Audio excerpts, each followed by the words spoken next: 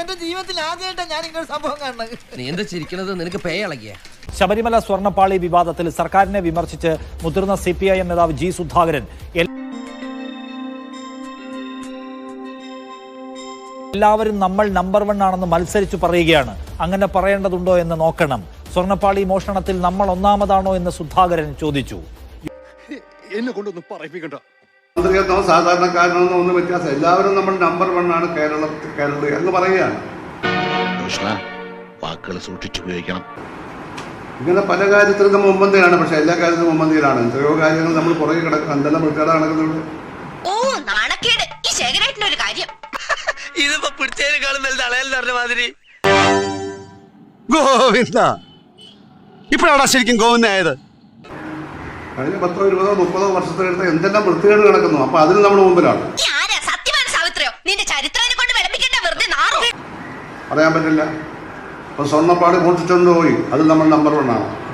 മനസ്സിലുള്ളത് മുഖത്ത് നോക്കി പറയണം, വാശിയോടെ പറയണം. അങ്ങനെയുള്ളവരെ ഞങ്ങൾക്ക് ഇഷ്ടം. നമ്പർ 1 ആണ് കേരളം എന്ന് എല്ലാവരും ആവർത്തിച്ച് പറയുകയാണ്.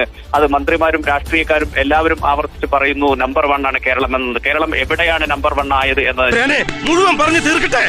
തിന്ന ചോറിന് നന്ദി ഇങ്ങനെ കാണിക്കേണ്ടി വന്നില്ല. എനിക്ക് വേദനയുണ്ട്, എങ്കിലും പറയാതിരിക്കാൻ നിവൃത്തിയില്ലാത്തതുകൊണ്ട് ഞാൻ പറയാ.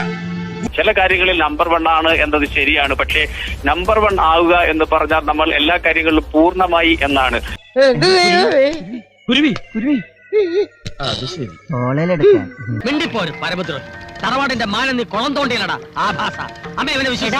അതുകൊണ്ട് എല്ലാ കാരണങ്ങളും പൂർണ്ണമായി കഴിഞ്ഞാൽ പിന്നെ മുന്നോട്ട് പോവേണ്ടതില്ലല്ലോ എന്നാണ്.